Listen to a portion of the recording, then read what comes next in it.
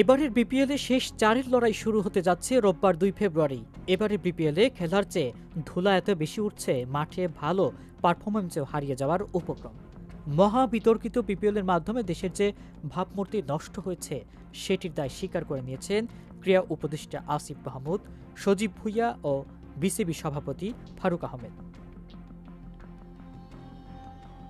পারিশ্রমিক বিতর্কের রেশ না কাটতেই ফ্রিক্সিং বিতর্কে উত্তপ্ত হয়ে উঠেছে দেশের ক্রিকেটাঙ্গন। ফ্রিক্সিংয়ের অভিযোগে বেশ কয়েকজন ক্রিকেটারের নাম শোনা যাচ্ছে না নানা মাধ্যম। উদ্ভূত পরিস্থিতিতে শনিবার 1 ফেব্রুয়ারি রাতে হঠাৎ বিসিবিতে আসেন ক্রীড়া উপদেষ্টা আসিফ মাহমুদ।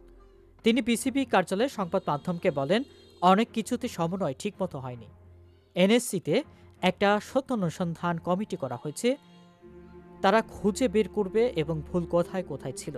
তিনি আরও যোগ করেন, এবারের বিপিএলে তাদের শেখার ছিল অনেক, ভবিষ্যতে আশা করি আরও ভালো করতে পারব। পারিশ্রমিক না দেওয়ায় এবার চেয়ে বিতর্কিত হয়েছে দুর্বার রাজশাহী।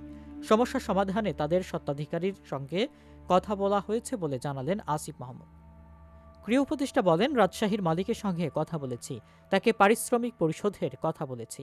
তিনি সময় মতো না দিতে পারলে আমরা আইনি ব্যবস্থা নেব।